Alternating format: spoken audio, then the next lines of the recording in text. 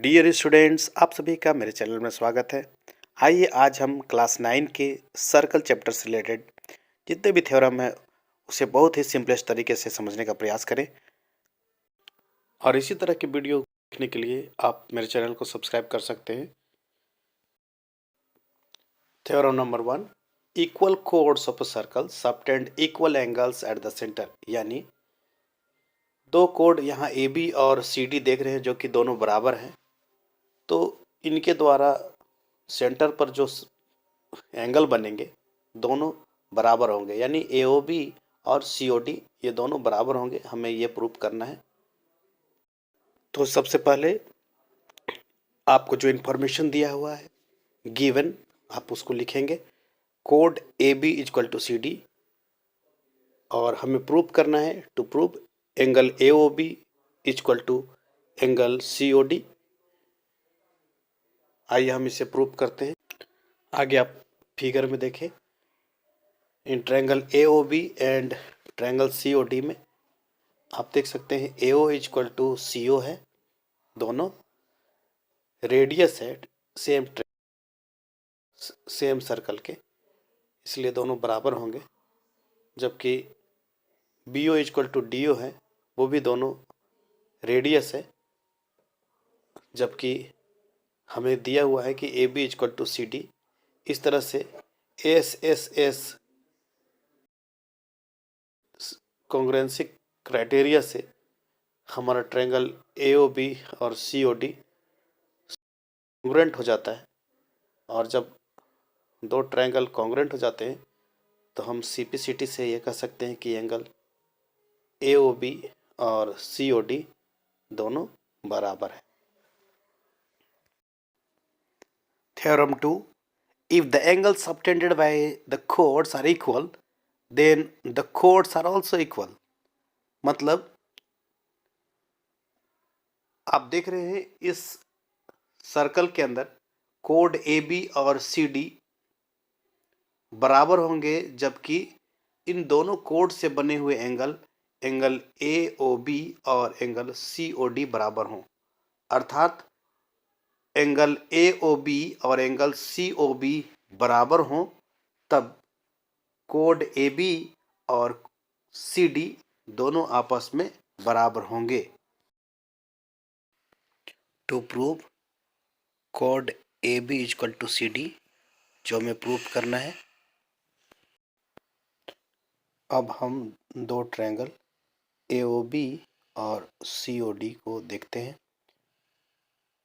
आप फिगर में देखें ट्रायंगल ए ओ बी और ट्रायंगल सी ओ डी, जिसमें side A O equal to C O हो जाएगा, क्योंकि दोनों एक ही सर्कल के दो त्रिज्या हैं, यानी रेडियस है। जबकि दूसरी साइड जो है वो ओ बी है, यानी बी ओ, जो कि डी ओ के बराबर है। ये भी एक ही सर्कल के दो रेडियस हैं जो कि आपस में बराबर होंगे। और तीसरा है angle A O B equal to angle C O D, जो कि आप फिगर में देख रहे हैं। और ए ओ बी और सी ओ डी दोनों समान मेजर वाले हैं।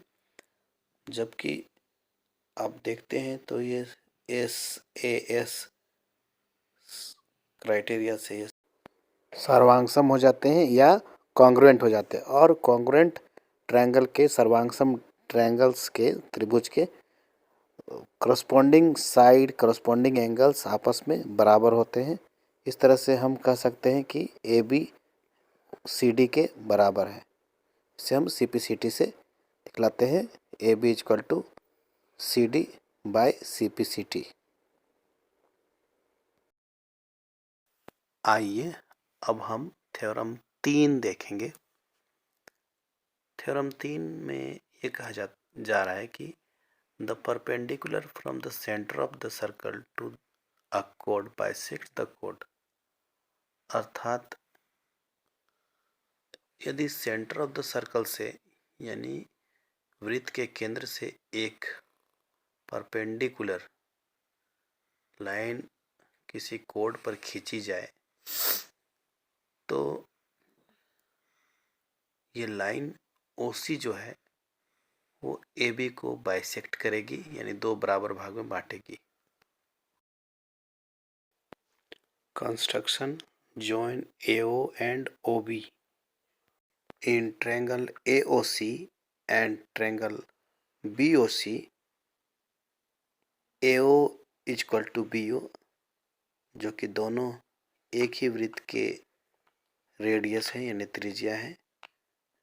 जबकि दूसरा क्राइटेरिया देखते हैं हम, OCA इक्वल टू OCB, दोनों 90 डिग्री है, 90 डिग्री का कोण है। और जो तीसरा क्राइटेरिया है वो OC इक्वल टू OC, जो कि कॉमन है। तो तीन क्राइटेरिया फुलफिल होने पर ये दोनों ट्रायंगल कॉन्ग्रुएंट हो जाता है। So triangle AOC is congruent to triangle BOC। सर्वांग सम हो गया, और जब सर्वांग सम हो गया तो वो किस क्राइटेरिया से हो गया? वो RHS से, यानी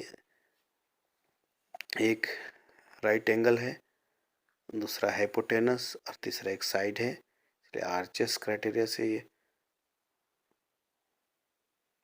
कॉन्ग्रुएंट हो गया। इसलिए AC इक्वल टू BC ये CPCT से। इस प्रकार हम देखते हैं कि AC BC के बराबर हो जाता है CPCT से।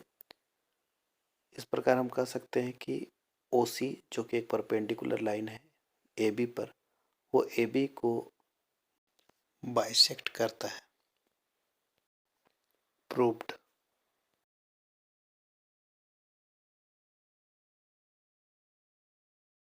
If the line drawn from the center of the circle bisects the chord, then the line is perpendicular to the chord। यानी जो सेंटर ऑफ द सर्कल से एक लाइन खींची गई है जो कि कोड को बाइसेक्ट करती है, तो यह लाइन यानी OC जो होगा वो AB के परपेंडिकुलर होगा। यह हमें प्रूव करना है। दिया हुआ है AC इक्वल टू BC और हमें प्रूव करना है OB is perpendicular on AB, यानी OB AB पर लंब है। Construction join AO and OB, अर्थात A को O से ज्वाइन करना है जबकि B को O से ज्वाइन कर देना है। इस तरह से हमारे पास एक ट्रायंगल ABO ट्रायंगल बन जाता है, जिसमें दो छोटे छोटे ट्रायंगल है AOC and BOC। Proof in triangle AOC and triangle BOC AO equal to BO। आप देख रहे हैं ये दोनों AO और BO दोनों रेडियस है एक ही सर्कल का, अर्थात दोनों बराबर है। जबकि AC और BC दोनों बराबर है, जो कि दिया हुआ है। जबकि OC इक्वल टू OC ये कॉमन है, यानी दोनों ट्रायंगल का ये पार्ट है। इस तरह से आप देखते हैं कि SSS कॉन्ग्रुएंसी क्राइटेरिया से ट्रायंगल AOC और BOC कॉन्ग्रुएंट हो जाते हैं। इस प्रकार हम देखते हैं जब ट्रायंगल AOC और BOC एक दूसरे के कॉन्ग्रुएंट हैं तो CPCT से, अर्थात कॉन्ग्रुएंट ट्रायंगल के कॉरस्पॉन्डिंग साइड्स या एंगल आपस में बराबर होते हैं, इसलिए OCA इक्वल टू OCB। अब ट्रायंगल OCA और ट्रायंगल OCB को जोड़ेंगे जिसका सम 180 होगा, क्योंकि दोनों एक लीनियर पेयर बनाते हैं। इस तरह से OCA को OCB हम लोग लिख देंगे, क्योंकि दोनों को हम लोग पहले ही दिखा चुके कि दोनों बराबर है। तो 2OCB इक्वल टू 180 डिग्री, और ये OCB इक्वल टू, दोनों को अगर हम हाफ कर देते हैं तो OCB इक्वल टू 180 डिग्री का बाई 2 इक्वल टू 90 डिग्री हो जाता है। इस तरह से देख रहे हैं कि angle OCB and angle OCA दोनों 90 डिग्री हो गया। इस तरह से हम ये कह सकते हैं कि OC is perpendicular on AB। Proved.